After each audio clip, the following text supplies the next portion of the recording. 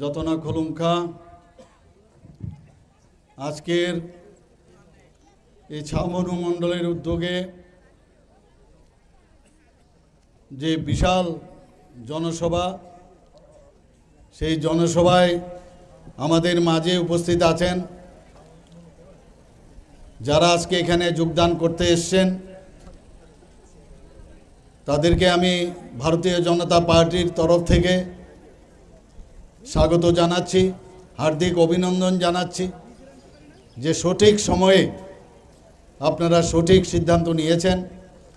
মঞ্চে উপস্থিত আছেন যিনি একটু আগে ওনার বক্তব্য আমাদের সামনে রেখেছেন, জনজাতিদের জন্য মাননীয় প্রধানমন্ত্রীজির নেতৃত্বে ত্রিপুরা সরকার কি কি করছেন সেই বিষয়ে উনি একটা রূপরেখা, যেহেতু উনি আমাদের ট্রাইবাল ওয়েলফেয়ার মিনিস্টার, উনি কিছু রূপরেখা আপনাদের সামনে ধরে রেখেছেন।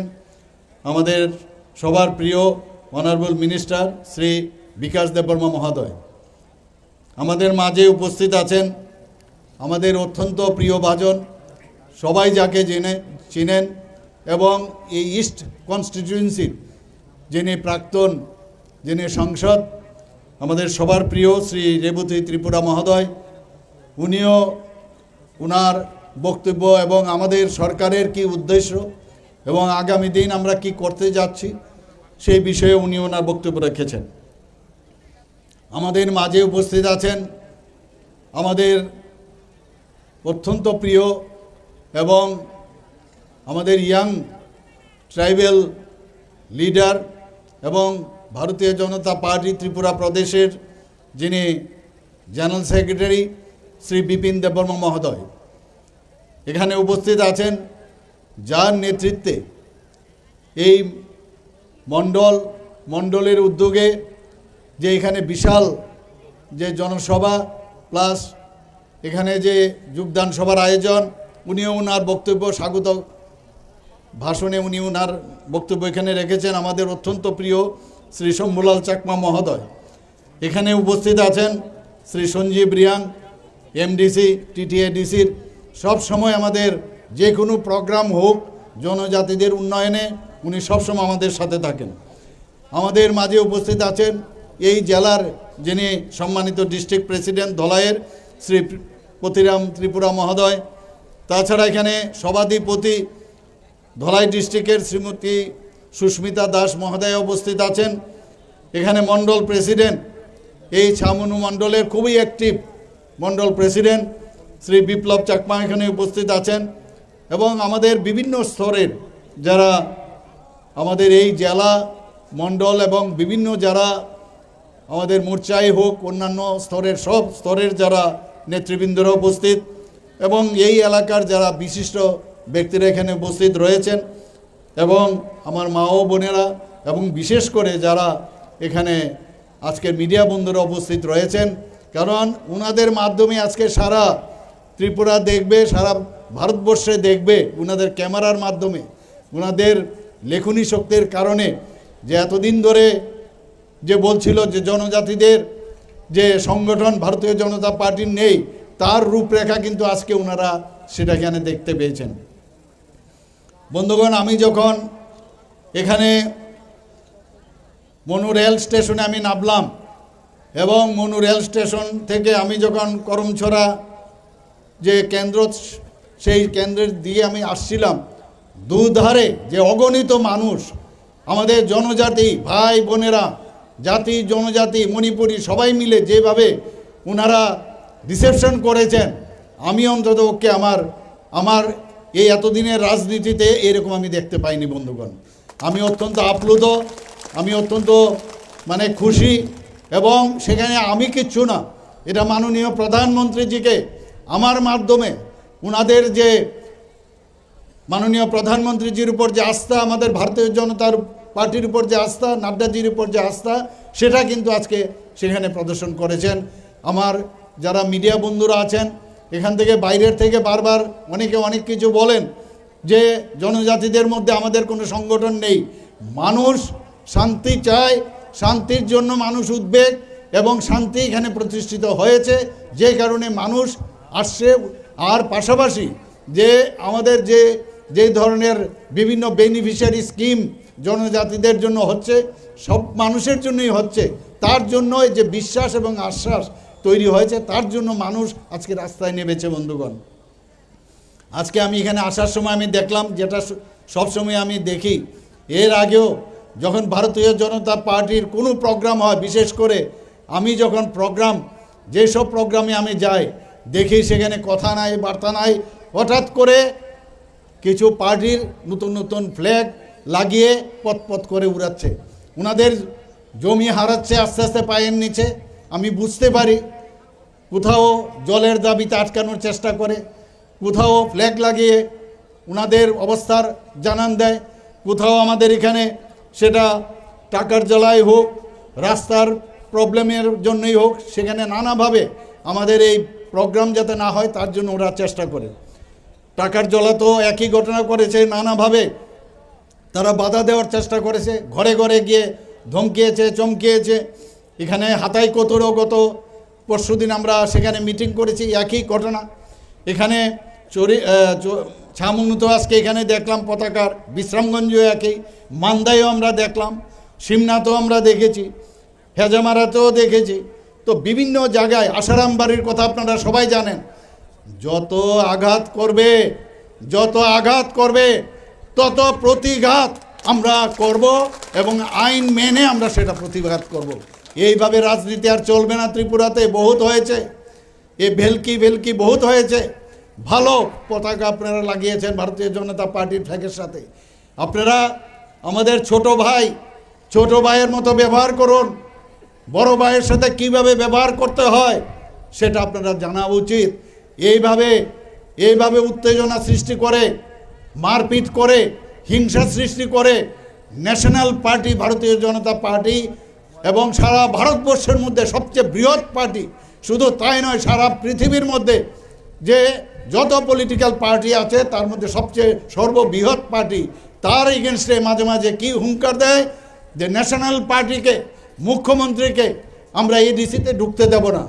যত বেশি বলবে তত বেশি আমরা আরও ভিতরে যাব, প্রতিটা ঘরের ভিতরে।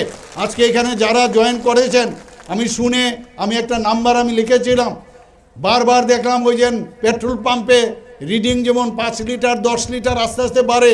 আমি প্রথমে রেখেছিলাম 596 ফ্যামিলি, আমি জানি না যেতে যেতে আরও কত ফ্যামিলি আসবে।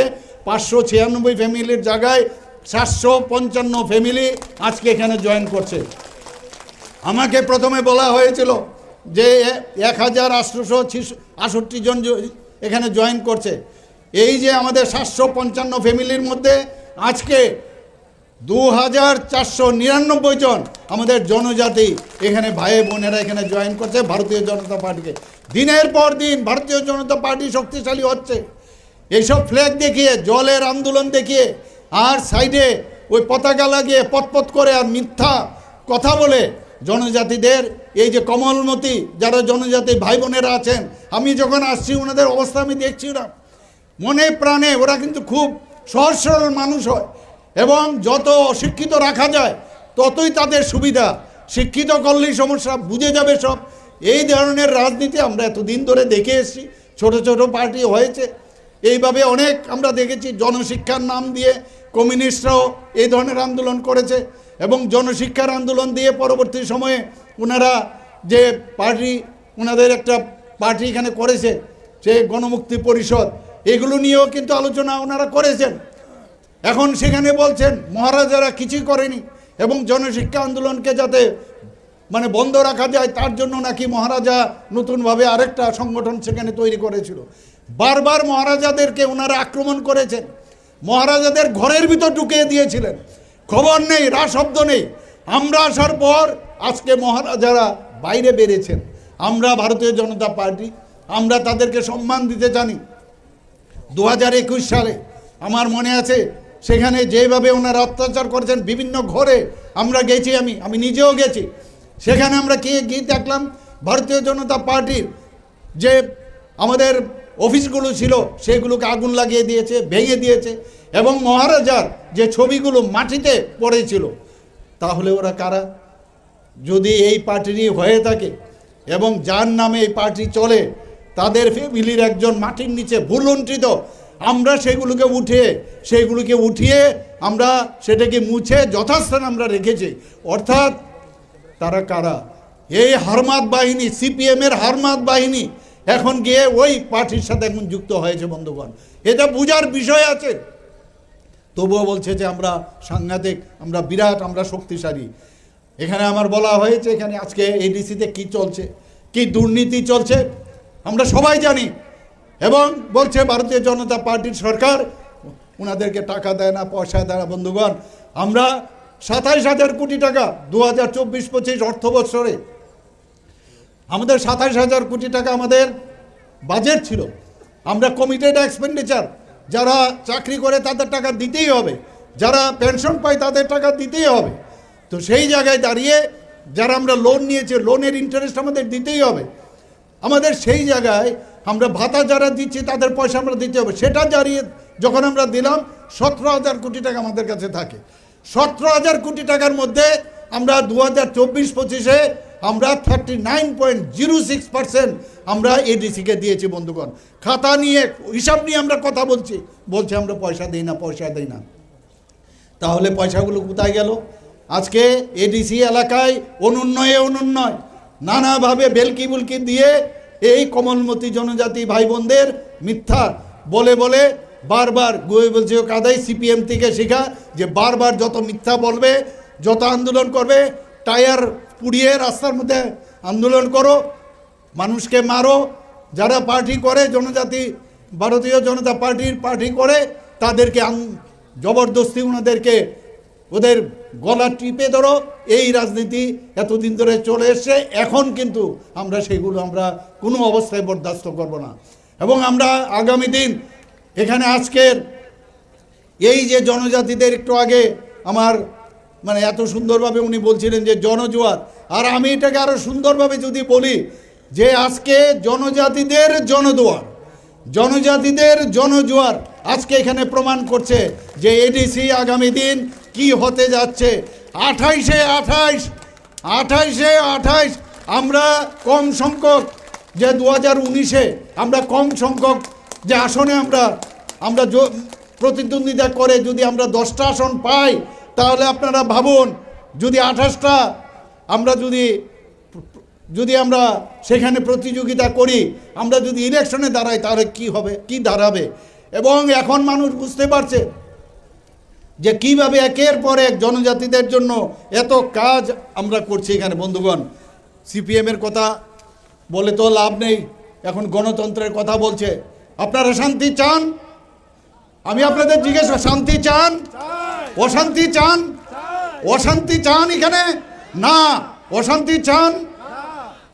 ত্রিপুরাতে আগে আপনারা ভাবুন যে কি অবস্থা ছিল, খুন, সন্ত্রাস, ধর্ষণ, ইলেকশনের আগে অগ্নিসংযোগ, নির্বাচনোত্তর সন্ত্রাস, নির্বাচনোত্তর অগ্নিসংযোগ, আর কখন যে কাকে খুন করবে, কখন যে কাকে নির্যাতন করবে, কাকে ধর্ষণ করবে, এগুলো তো আমাদের জানাই আছে। 1980 সালে যে দাঙ্গা হয়েছিল সেই বিষয়ে কিন্তু রা শব্দ নেই, সিপিএমের রা শব্দ নেই। উনারা রা শব্দ কোথায়? যে শিখ দাঙ্গা যেটা 1984-তে হয়েছিল, সেখানে সেই বিষয়ে উনারা কিন্তু বলেছেন। কিন্তু আমাদের ত্রিপুরাতে প্রায় 3,000 জাতি জনজাতি সেখানে খুন হয়েছিল বন্ধুগণ, সেই বিষয়ে কিন্তু কোনো রা শব্দ নেই। আজকে এদের কিন্তু তখন ধর্মনিরপেক্ষতার কথা তখন এখন বলেন, কিন্তু ওই শিখ দাঙ্গার সময় বলেছেন। আর আমাদের ত্রিপুরাতে এতগুলো জাতি জনজাতির তারাই কিন্তু সৃষ্টি করেছিল এই 80 দাঙ্গাতে। এখনও সুড়সুড়ি দেয় নানাভাবে জাতি জনজাতিদের মধ্যে একটা বিভেদ সৃষ্টি করার জন্য, একটা নানাভাবে সুড়সুড়ি দেয়, একটা সাম্প্রদায়িক সুড়সুড়ি দিয়ে কোনো এদের ফিলোসফি নেই। আমাদের ফিলোসফি আছে, পণ্ডিত দীনদয়ালজির যে চিন্তাধারা, সেটাকে মাথায় রেখে আমরা চলাফেরা করি বন্ধুগণ। এখানে 2004 সালে আমাদের সদরের এসডিএম আপনারা সবাই জানেন, একজন জনজাতি গোষ্ঠীর সুখরাম দেববর্মা এবং ওনার যে সহকারী দুজনকে একদম পায়ে হেঁটে এসে এই আগরতলা শহরের মধ্যে তাকে খুন করা হয়েছে বন্ধুগণ। আজ পর্যন্ত তার বিচার হয়নি বন্ধুগণ। এবং কি কারণে?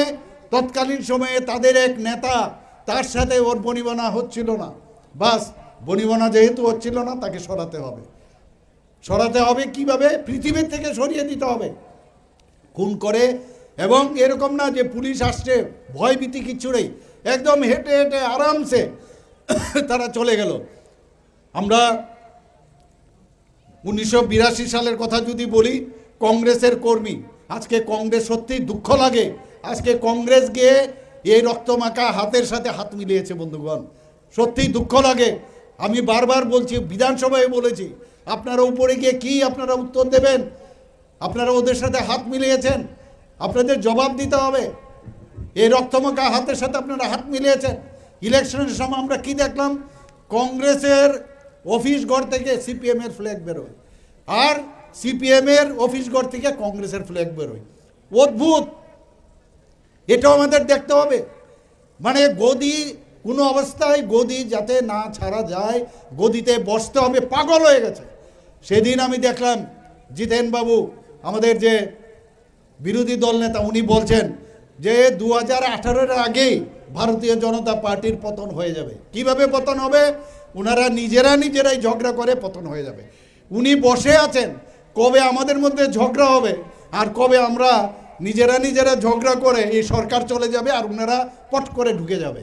ওই 1977 সালে যেভাবে ঢুকেছিল, এই আশায় ওনারা অলিক স্বপ্ন দেখছেন বন্ধুগণ। নিজেদের ক্ষমতা নেই, কারণ যে দুষ্কর্ম করেছে, এই দুষ্কর্মের কারণে ওনারা কিন্তু ঢুকার মানুষ তাদেরকে, তারা টেস্টেড, কংগ্রেস টেস্টেড।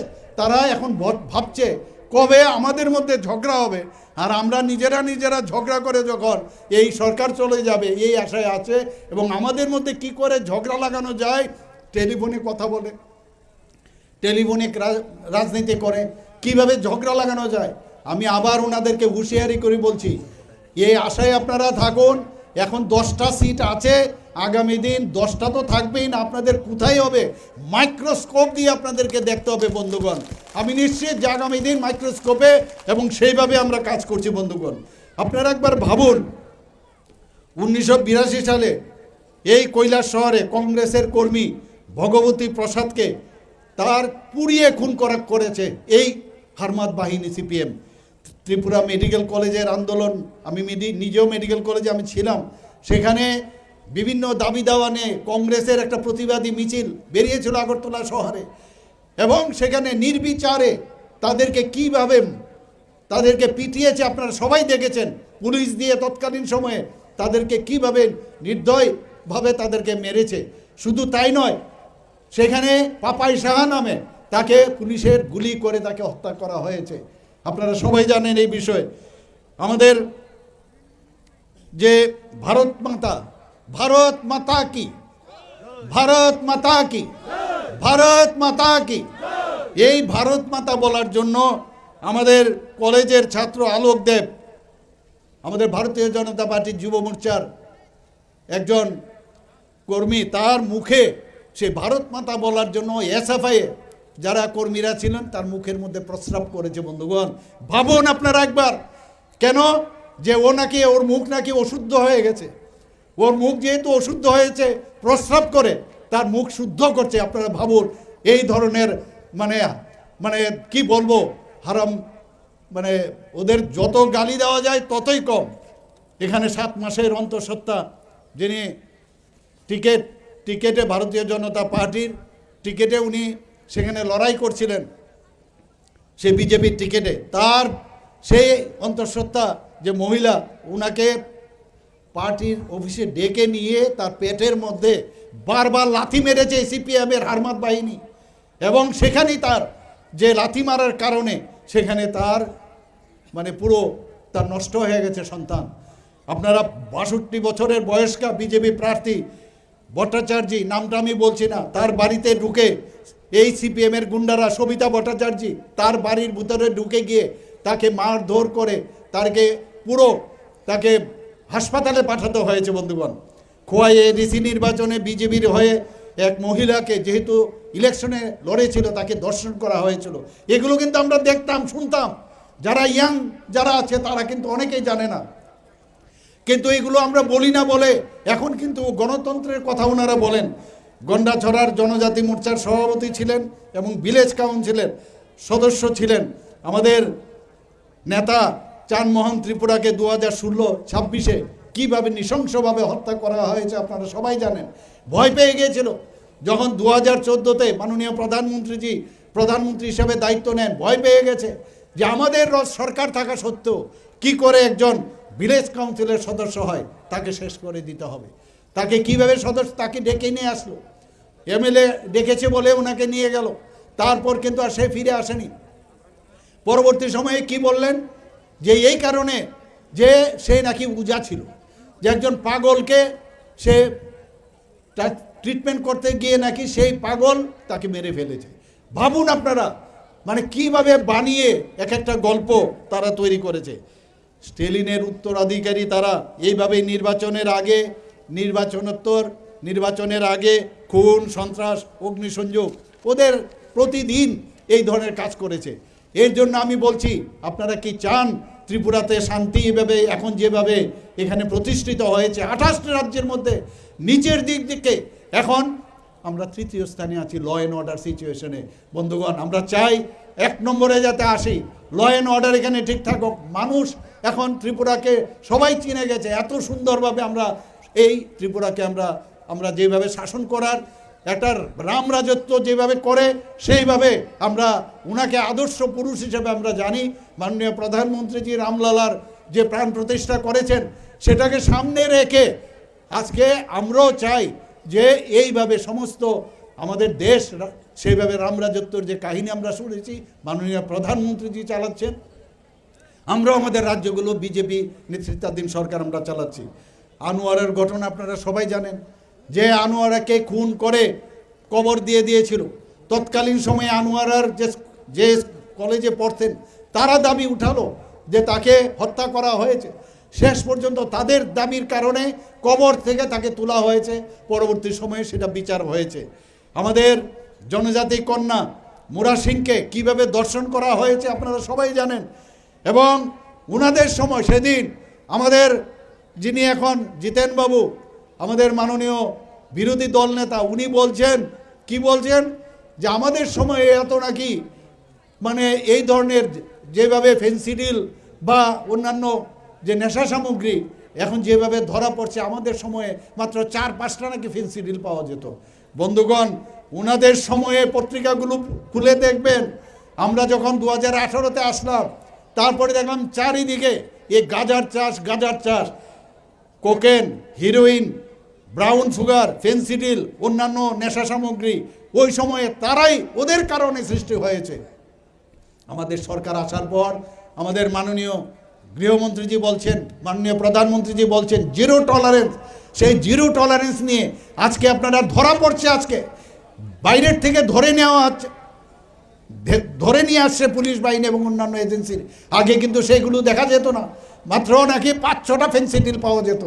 আর আমরা দেখেছি কিভাবে এক নেতা তার বুকের মধ্যে টাকা নিয়ে, আপনারা নিশ্চয়ই দেখেছেন, বলছে যে বাহ কি আনন্দের সাথে, আবার সে ফটোও করে সেটাকে ভিডিও করে সমস্ত মানুষকে দেখাচ্ছে যে আর ত্রিপুরার থেকে যেহেতু 35 বছরের রাজত্ব, 8ম লেফট ফ্রন্ট সরকার হবে, সেইগুলো আমরা সবার জানা। আমরা চাকরির বিষয়ে আমরা যদি দেখি কিভাবে চাকরি ওনারা 10,323কে ওনারা দিয়েছেন অন্যায়ভাবে, আবার কংগ্রেস যারা নেতা বর্তমানে তারাই কিন্তু এদের চাকরি খেয়েছেন। এখন ওরা দুজনে কিন্তু মিতালি, এখানে ত্রিপুরাতে ওদের কুস্তি আর দিল্লিতে ওদের দোস্তি, আমরা সবাই জানি, এগুলো সবার জানা। এই রাজনীতি আমরা চাই না, আমরা চাই একটা সুস্থ রাজনীতি আমরা এখানে ত্রিপুরাতে প্রতিষ্ঠিত করতে। ভারতীয় জনতা পার্টি একমাত্র পারবে যে জনজাতিদের উন্নয়ন, একমাত্র ভারতীয় জনতা পার্টি। আমার পূর্ববর্তী বক্তারা বলেছেন, আজকে এখানে এটিটিএফ, এনএলএফটির যারা ভুল পথে চলেছিল তাদের সময়ে সৃষ্টি হয়েছিল, যাতে মানুষের যে আওয়াজ সেটাকে কিভাবে দাবিয়ে রাখা যায়, আর ওরা সৃষ্টি করেছে। আর আমরা মাননীয় প্রধানমন্ত্রীজির নেতৃত্বে, আমাদের অমিত শাহজির নেতৃত্বে আজকে আমরা তাদেরকে মূল স্রোতে আমরা ফিরে এনেছি। আজকে পুরো নর্থ ইস্টার্ন জোনে আপনারা একবার ভাবুন কি অবস্থাটা ছিল নর্থ ইস্টার্ন রিজনে, কখন কোথায় বোমা পড়বে, কখন কাকে অপহরণ করে নিয়ে যাবে, এইরকম অবস্থা ছিল। আজকে নর্থ ইস্টার্ন জোনে একটা শান্তি প্রতিষ্ঠিত হয়েছে বন্ধুগণ। ত্রিপুরাতেও আমাদের অ্যাকর্ড হয়েছে, প্রায় 11টা থেকে 12টা অ্যাকর্ড হয়েছে। আজকে নর্থ ইস্টার্ন জোনে যেভাবে শান্তি প্রতিষ্ঠিত হয়েছে, আজকে মাননীয় প্রধানমন্ত্রীজি হীরা মডেল দিয়েছেন, ন্যাশনাল হাইওয়ে দিয়েছেন, ইন্টারনেট দিয়েছেন, আমাদের এখানে এতগুলো রেলওয়ের এখানে দিয়েছেন, এয়ারওয়েজ দিয়েছেন। এইরকম যে উন্নয়ন একদিকে, আর পাশাপাশি দেশকে সুরক্ষিত করছেন উনি। আমাদের এখানে আজকে যিনি একটু আগে আমার পূর্ববর্তী বলেছেন, কি বলেছেন মাননীয় প্রধানমন্ত্রীজি বলছেন যে অপারেশন সিন্দুরের পর উনি কি বলেছেন যে নিউ ইন্ডিয়া, আমি নিউ ইন্ডিয়া তখনই হবে যখন নিউ স্টেট হবে। তো নিউ স্টেট যদি হয় তাহলে নিউ ইন্ডিয়া হবে। এবং সে আগের মতো এই পারমাণবিক যে ভয় দেখানো, ব্ল্যাকমেলিং, সেগুলো কিন্তু উনি বলছেন যে এইগুলো দিয়ে আমাদের মানে ভয় দেখানো যাবে না। এখানে আমার পূর্ববর্তী বক্তা বলেছেন যে new ADC, new India, new Tripura, new ADC আগামী দিন আমরা করব। সেটা আজকে কিন্তু এখানে বসে আমরা অঙ্গীকার করতে হবে বন্ধুগণ। 1983 সালে পরিমল সাহা এবং তার ভাই জিতেন্দ্র সাহা তাকে খুন করা হয়েছে। 2001 সালেও কংগ্রেসের বিধায়ক মধুসূদন সাহাকে খুন করা হয়েছে বন্ধুগণ। 1998 সালে মন্ত্রী উনাদের স্বাস্থ্যমন্ত্রী বিমল সিনহাকে, যিনি নাকি আগামী দিনের ভবিষ্যতে উনি মুখ্যমন্ত্রী হওয়ার দাবিদার ছিলেন, তাকে পর্যন্ত খুন করানো হয়েছে। 2012 সালের 25শে মার্চ জিরানিয়ায় আমাদের এখনও মনে আছে তিনজন যুবক তারা বাইক করে যাচ্ছিল, উনাদেরকে পার্টি অফিস থেকে বেরিয়ে এদেরকে তাড়া করলো এবং দুজনকে সেখানে খুন করা হয়েছে, একজন বেঁচে গেছে সেখানে। এবং কি বলেছে না দুর্ঘটনার কারণে নাকি ওনারা মারা গেছেন। এইরকম একের পর এক মানে বলে শেষ করা যাবে না। এখানে কল্যাণপুরে আমি কিছুদিন আগে গিয়েছিলাম, চোখে জল চলে এসছে।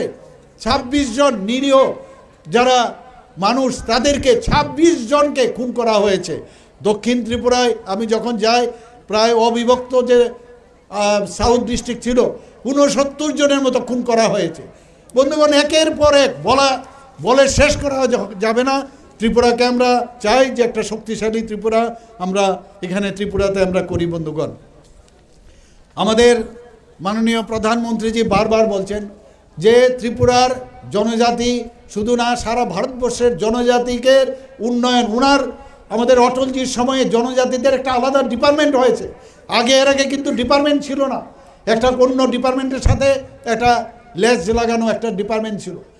মাননীয় আমাদের অটল বিহারী বাজপেয়ী যে আসার পরে এখন মাননীয় প্রধানমন্ত্রীজি জনজাতিদের উন্নয়নে এবং ওনাদের সম্মান দেওয়ার জন্য আমাদের দেশের রাষ্ট্রপতি এক মহিলাকে আজকে রাষ্ট্রপতি বানিয়েছেন। এটা বুঝতে হবে বন্ধুগণ। আরেকটা বিষয়, আজকে আমাদের ত্রিপুরার এক রাজ পরিবারের যিনি সদস্য জিষ্ণুদেব বর্মা মহোদয়, যিনি আমাদের উপমুখ্যমন্ত্রী ছিলেন, এটা তেলেঙ্গানার মতো একটা বড় রাজ্যের ওনাকে রাজ্যপাল বানিয়েছেন, যেটা জীবনে কোনোদিন ইতিহাস হয়নি। আমরা এই মাননীয় প্রধানমন্ত্রীজি ত্রিপুরাতে 2019 থেকে 2024 পর্যন্ত পর জনজাতি যারা বিশিষ্ট ব্যক্তি তাদেরকে উপাধি দিয়েছে। কি উপাধি দিয়েছে? 2019 থেকে পদ্মশ্রী উপাধি মাননীয় প্রধানমন্ত্রী দিয়েছেন। আমাদের এখানে আমাদের সরকার, সেদিন আমি গিয়েছিলাম একটা প্রোগ্রামে, সংগ্রামারা বলছিলেন যে আমাদের যে পুজো হয় তার জন্য ছুটি ঘোষণা করতে হবে। আমরা সাথে আমি ক্যাবিনেটে বসে ওদেরকে আমরা রেস্ট্রিক্টেড হলিডে আমরা ঘোষণা করেছি। বন্ধুগণ, যাতে জনজাতিদের বিভিন্ন সাব ডিভিশনে ডিস্ট্রিক্টে যায় বিভিন্ন স্কিম, যাতে টিসিএ লেভেলের এক অফিসার থাকে, তার জন্য আমাদের ক্যাবিনেটের ডিসিশন আমরা সেটা করেছি।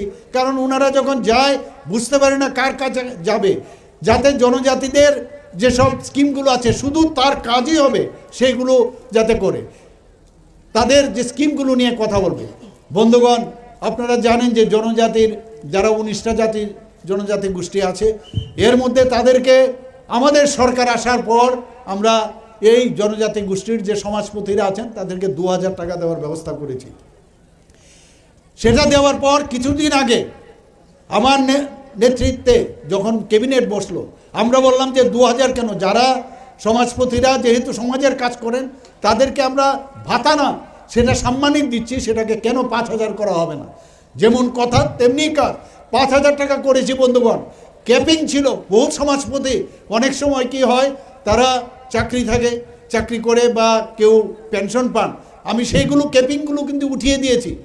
এতে করে দেখা যায় প্রায় আগে 10 জন পেত, প্রায় 13-14 জন আসছে। আমি বললাম হোয়াট অ্যাবাউট 19টি জনজাতি গোষ্ঠী আমরা বলছি? তো বললো 19টি জনজাতি গোষ্ঠীর মধ্যে সমাজ ব্যবস্থা যে সমাজপতি নাম নেই। তা আমি ওনাদেরকে বললাম কিছু তো নাম হবে, দলপতি হবে, কান্ডারি হবে, কিছু তো নাম হবে। তো সেই জায়গায় দাঁড়িয়ে আমি বললাম সবাইকে, ডিস্ট্রিক্ট ম্যাজিস্ট্রেটকে অর্ডার দিলাম, চিফ সেক্রেটারিকে বললাম, তো সবাইকে যেন 5,000 টাকা করে দেওয়া হয়, সেইভাবে আমি ব্যবস্থা করেছি। শুধু তাই নয়, জনজাতি গোষ্ঠী ত্রিপুরাতে রেজিস্ট্রি কতজন আছে, ক্যাবিনেটে বসে আমি চিফ সেক্রেটারিকে জিজ্ঞেস করলাম, উনি বললেন যে প্রায় 40 জনের, 40টা গোষ্ঠীর উপর আসবে। ছোট ছোট 500, 1,000, 2,000 এরকমও আছে জনজাতি গোষ্ঠী। আমি বললাম সবাইকে আমরা 5,000 টাকা করে দেব, এবং সেইভাবে আমি ডিস্ট্রিক্ট ম্যাজিস্ট্রেটকে আমি বলেছি সেইভাবে যেন কাজ করে। আজকে জনজাতিদের উন্নয়নে এই নর্থ, আমাদের যে ন্যাশনাল হাইওয়ে হচ্ছে, বেশিরভাগ জায়গায় দেখবেন জনজাতি অধ্যুষিত এলাকা, সেখানে ওনাদের যে রাস্তা যে অ্যাকুইজিশন হচ্ছে, তাতে করে কিন্তু বেশি পরিমাণে জনজাতি গোষ্ঠীর কাছে কিন্তু সেই টাকাটা যাচ্ছে। একদিকে উন্নয়ন হচ্ছে, আবার আরেক দিক দিয়ে তাদের আর্থসামাজিক উন্নয়ন হচ্ছে।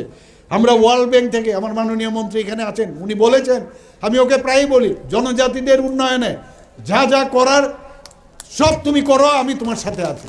এর আগেও ওয়ার্ডেন নিয়ে বলছেন যে এখানে প্রচুর হোস্টেল আছে, সেই হোস্টেলের ওয়ার্ডেন নেই। আমি বললাম তুমি ইমিডিয়েটলি ক্যাবিনেটে এনে, আমরা ওয়ার্ডেন প্রায় 150-র মতো ওয়ার্ডেন সাথে সাথে নিয়োগ আমরা করে দিয়েছি। আমরা ওয়ার্ল্ড ব্যাংক থেকে খুব অল্প সময়ে 1,400 কোটি টাকা আমরা পেয়েছি। তার জন্য তদবির করতে হয়েছে, খুব অল্প সময়ের মধ্যে সেটা পেয়েছি। ট্রেসপের মাধ্যমে বিভিন্ন জায়গায় রাস্তাঘাট, স্কুল, ইলেকট্রিসিটি, সমস্ত বিষয়ে সেই 1,400 কোটি টাকার ট্রেসপের মাধ্যমে জনজাতি অধ্যুষিত এলাকায় কাজ করছে।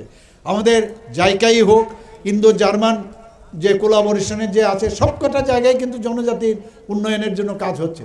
আমাদের এলিমেন্ট প্রজেক্টে প্রায় 1,700 কোটি টাকা আমরা নিয়েছি, সেখানেও কিন্তু সমস্ত জায়গায় জনজাতিদের উন্নয়ন আমরা কাজ করছি বন্ধুগণ। আমাদের এতে করে আমরা দেখেছি যে বিভিন্ন জায়গায় জনজাতিদের যে উন্নয়ন হচ্ছে, সেটা আজকে কিন্তু মানুষ বুঝতে পারছে যে প্রচুর কাজ আজকে জনজাতি অধ্যুষিত এলাকায় হচ্ছে। গড়িয়া পূজার সময় আপনারা দেখেছেন, আগে একদিনের ছুটি ছিল, আমরা কি করলাম, জনজাতিদের যাতে সেটাকে বিশেষভাবে পালন করা যায়, একদিনের জায়গায় আজকে দুদিন আমরা করলাম। আমরা এখানে, আমাকে একটু আগে মাননীয় মন্ত্রী বলছিলেন যে এখানে একলব্য মডেল রেসিডেন্সিয়াল স্কুল এখানে প্রায় শেষের পথে ইনোগ্রেট করতে হবে। আমাদের ত্রিপুরাতে যাতে জনজাতিরা পড়াশোনায় শিক্ষিত হতে পারে, তার জন্য মাননীয় প্রধানমন্ত্রীজি 2018 আগে মাত্র 4টা ছিল, আমরা সেই জায়গায় এসে 21টা এই ইএমআরএস এখানে আমরা করেছি, শুধু জনজাতিদের ছেলে মেয়েদের পড়াশোনার জন্য।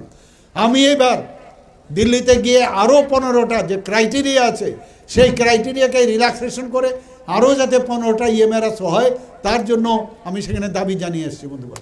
প্রতিটা ব্লকে আমরা চাই যে একলব্য মডেল রেসিডেন্সিয়াল স্কুল হোক। ভারতবর্ষের যে সংস্কৃতি, ভারতবর্ষের যে পড়াশোনা, সেটাকে যেটা পুনরুদ্ধার করছেন মাননীয় প্রধানমন্ত্রী। আজকে তক্ষশিলাই হোক, নালন্দা বিশ্ববিদ্যালয় হোক, কোনো এক সময় বাইরের থেকে মানুষ ভারতবর্ষে এসে পড়াশোনা করতো, বাইরের পৃথিবীর বহু মানুষ, আজকে সেগুলো নষ্ট হয়ে গেছে। তো সেই মাথায় রেখে আজকে এই একলব্য রেসিডেন্সিয়াল যে স্কুলগুলো হচ্ছে, তাতে করে আমরা জনজাতিরা ভারতীয় তত্ত্ব সম্পর্কে জানতে পারবে। তো সেইগুলো আজকে এখানে হচ্ছে। 20,000-এর মতো মিনিমাম জনজাতি লোক থাকতে হবে, এবং পপুলেশনের 50% সেই জনজাতি থাকলে সেখানে ইএমআরএস হবে। আজকে আমার বাড়ির ঠিক সামনেই একটা ছোট একটা আইল্যান্ড ছিল, আপনারা সবাই জানেন, কামানচমনির পাশে। আমি ইচ্ছা করলে অন্য নামেও করতে পারতাম। সেখানে একটা ফলক ছিল, সেই ফলকটা কি, 0 মাইল। আমার চোখের সামনে ছোটবেলায় দেখতাম, মাটির নিচে চলে গেছে, কেউ দেখতো না। সেটাকে আমার এই বর্তমান অবস্থার কারণে আমি সেটাকে উঠালাম।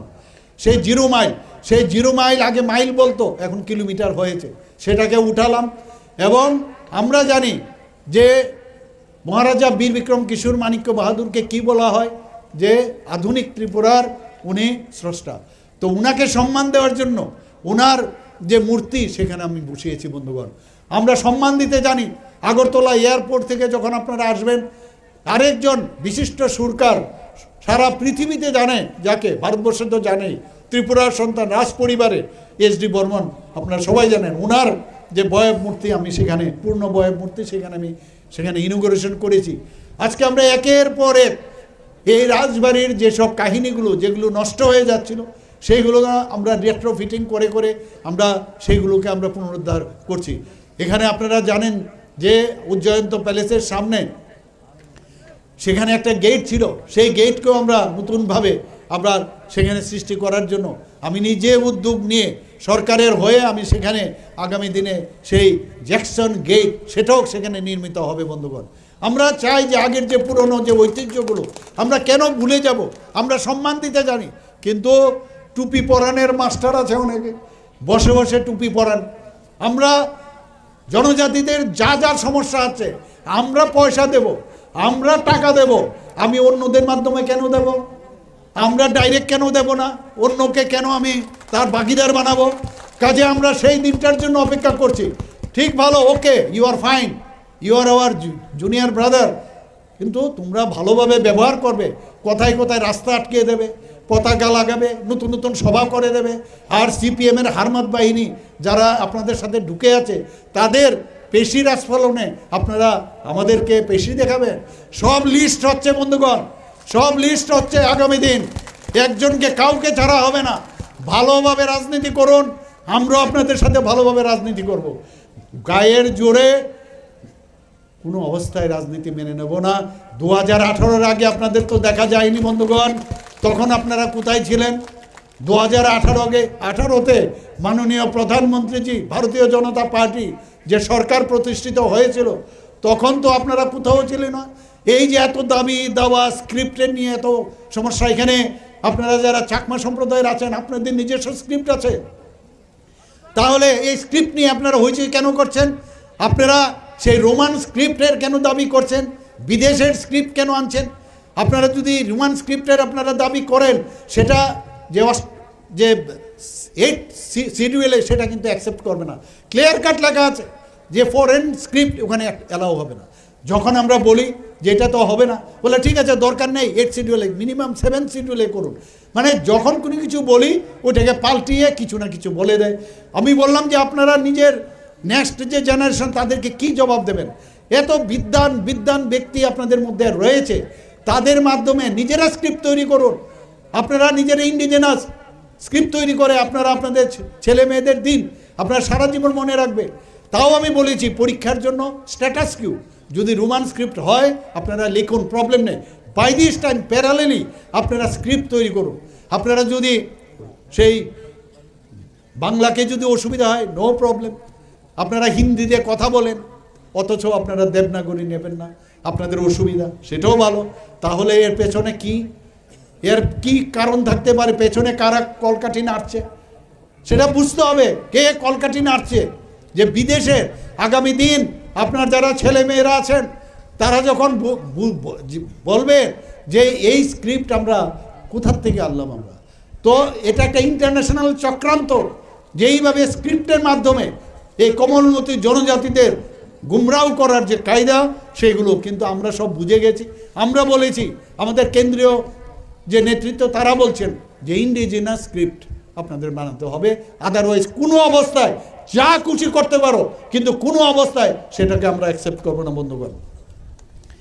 আমরা এখানে এই মহারাজাদের সম্মান দেওয়ার জন্য আপনারা সবাই জানেন যে যখন দ্বিতীয় বিশ্বযুদ্ধের শেষ ভাগে এখানে মহারাজা বীর বিক্রম কিশোর মাণিক্য বাহাদুর সিঙ্গার বিল তৈরি করেছিল। এর আগে অনেক সরকার ছিল, সিপিএমের ছিল, কংগ্রেসের ছিল, কেউ তো এই বিষয়ে কথা বলেনি। আপনারাও তো তখন রাশব্দ করেননি, কিন্তু এখন আমাদের সরকার আসার পর এই মহারাজা বীর বিক্রম কিশোর মাণিক্য বাহাদুরের নামে ইন্টারন্যাশনাল এয়ারপোর্ট আমরা নাম দিয়েছি। ওনার মর্মর মূর্তি আমরা পূর্ণ বয়াব মূর্তি সেখানে আমরা প্রতিষ্ঠিত করেছি।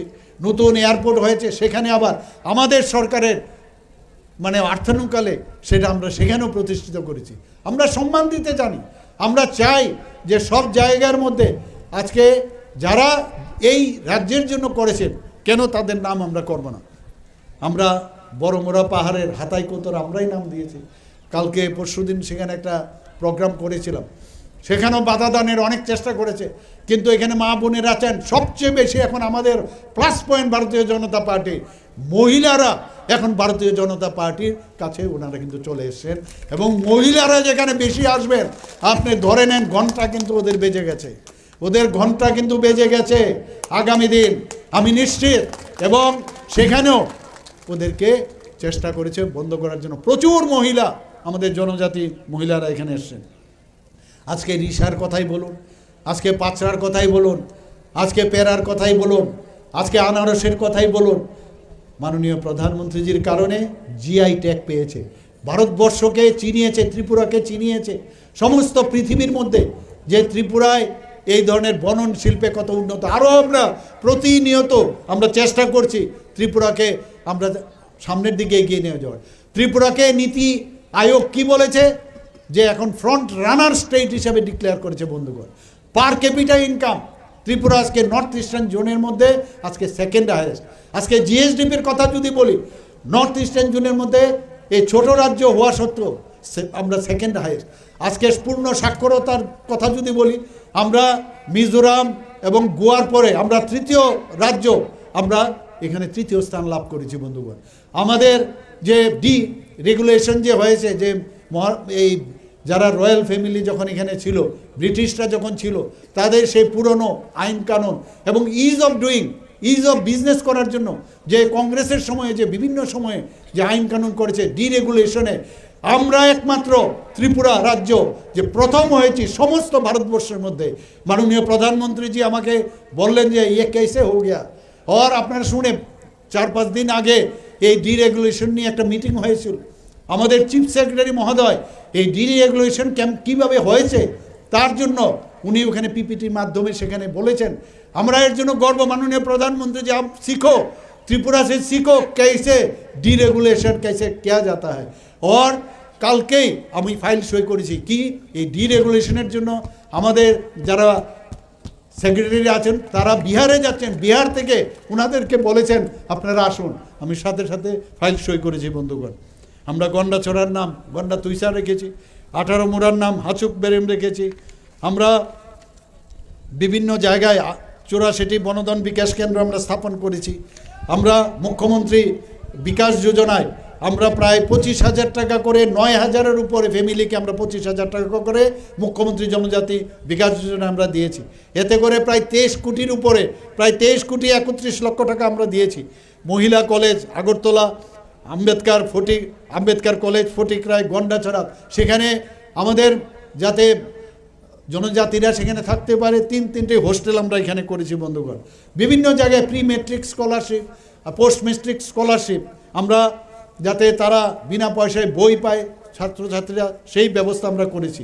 প্রায় 2024-25 সালে 1,06,000-এর বেশি যারা জনজাতি শিক্ষার্থীরা আছেন তাদেরকে এই ধরনের বৃত্তি, বিনা পয়সায় পাঠ্যপুস্তক, হোস্টেল বৃত্তি সব কিছু দেওয়া হয়েছে বন্ধুগণ। স্মার্ট ক্লাসরুম পর্যন্ত আমরা হোস্টেল আমরা করেছি। আমবাসা, কাঞ্চনপুর এবং কগরপুরকে 3টি আশ্রম স্কুল ক্লাস 3 থেকে ক্লাস 6 পর্যন্ত সেখানে আমাদের দপ্তর থেকে ট্রাইবাল ওয়েলফেয়ার থেকে সেখানে চালানো হয়েছে বন্ধুগণ। আমরা জনজাতিদের জন্য মাননীয় প্রধানমন্ত্রীজি আপনারা ভাবুন যে আজ পর্যন্ত আপনারা কখনো, আমি তো শুনিনি, ভগবান ঋষা মুন্ডার নাম আপনারা শুনেছেন কি না জানি না। আজকে ভগবান ঋষা মুন্ডাকে আমরা আজকে জনজাতিদের তাদেরকে সম্মান দেওয়ার জন্য 150তম ওনার যে জন্মবার্ষিকী হয়েছে তার জন্য বিভিন্ন যেসব যোজনা করেছে সেটা আজকে একমাত্র মাননীয় প্রধানমন্ত্রীজির কারণে সেটা সম্ভব হয়েছে। ধরতি আভা জনভাগীদারি অভিযান এবং ধরতি আভা জনজাতীয় গ্রাম উৎকর্ষ অভিযান, এরকম অনেক যোজনা মাননীয় প্রধানমন্ত্রীজি খালি জনজাতিদের উন্নয়নের জন্য করেছেন। আপনাদের অবগতির জন্য জানাচ্ছি আমাদের সরকার কত সেন্সিটিভ, যে এই যে জাতি জনজাতি, আমাদের মণিপুরি, এবং যারা মাইনরিটি, সবকা সাথ সবকা বিকাশ বিশ্বাস, এর মধ্যে থানসা লুকিয়ে আছে। অনেকে থানসা বলে, আজকে এখানে আমি যা দেখছি যত লোক এসছে এটাকে বলে থানসা, যে সবকা সাথ সবকা বিকাশ বিশ্বাস আর তার প্রয়াস। আমরা আগামী দিন এই ধরনের নিউ ত্রিপুরা আমরা তৈরি করব। আমাদের আরও 100 শয্যা বিশিষ্ট 3টি হোস্টেল হচ্ছে, 50 শয্যা বিশিষ্ট আরও 60টি হোস্টেল হচ্ছে। আমরা জনজাতিদের উন্নয়নে, শুধু জনজাতিদের উন্নয়ন না, আমরা সে যেটা বলছি সবার জন্য। এতদিন ধরে জনজাতিদের ভোটের বাক্সে পরিণত রেখেছিল, ভোটের বাক্সে পরিণত রেখেছিল, খালি লাইনে আটো, প্রসেশন করো, এই তো দেখেছিলাম। এখন সত্যিকারের অর্থে আপনারা দেখেছেন যে এই যে রিয়াং শরণার্থীরা এই 23 বছর ধরে ওরা যে দুঃখ কষ্ট, 23 বছর ধরে, এর আগে তো দুটি সরকার ছিল, কেউ তো এদের জন্য কিছু করেনি। আমাদের সরকার আসার পর তাদেরকে আজকে রিহেবিলিটেশন করানো হয়েছে। ভাবুন আপনাদের, ওনাদের জন্য ফিক্সড ডিপোজিট, ওনাদের জন্য আমাদের আই কার্ড থেকে শুরু করে রাস্তাঘাট, স্কুল ইত্যাদি। শুধু তাই নয়, যারা ইয়াং যারা আছেন তাদের জন্য মাননীয় যশস্বী আমাদের গৃহমন্ত্রী যে এসেছিলেন, আমবাসার এখানে একটা জায়গায় আমরা গিয়েছিলাম, সেখানে গিয়ে বললেন তাদেরকে সাস্টেনেবল যে রোজগারের ব্যবস্থা করতে হবে। তাদেরকে সাথে সাথে আমি টুল কিটও ছৈলামটাতে আমি ওখানে উপস্থিত ছিলাম, সেখানে দেওয়া হয়েছে। 15 দিনের করে ওদের ট্রেনিং দেওয়া হয়েছে, এবং যাতে করে ওরা খেয়ে বেঁচে থাকতে পারে। খালি ঘর বানিয়ে দিলাম চলবে না, স্কুল দিলাম চলবে না, কিন্তু যাতে ওরা খেয়ে থাকতে পারে। 500 কোটি টাকার প্রথমে স্যাংশন দেওয়া হয়েছিল, পরবর্তী সময়ে দিল্লির থেকে আরও টোটাল 300 মানে 800 কোটি টাকা তাদের এই 12টা জায়গায় আমি যখন মুখ্যমন্ত্রী হই, তারপরে আরও এটাকে অ্যাকসেন্টুয়েট করি, খুব অল্প সময়ের মধ্যে তাদেরকে সেটেল করছি। এই হচ্ছে ভারতীয় জনতা পার্টি। আজকের এই যে জনজোয়ার, জনজাতিদের যে জনজোয়ার, সেইখানে দেখতে পেয়ে এবং যারা আজকে এখানে জয়েন করতে এসছেন সবাইকে ভারতীয় জনতা পার্টির তরফ থেকে স্বাগত জানিয়ে আমার কথা বলা শেষ করছি। সবাইকে ধন্যবাদ, নমস্কার। সবাইকে আমি আবার বলছি যে আগামী দিন এডিসিতে সবাইকে নমস্কার। হ্যালো, অসংখ্য ধন্যবাদ মাননীয় মুখ্যমন্ত্রী মহোদয়কে মূল্যবান বক্তব্য রাখার জন্য। এখন আমাদের জয়নিং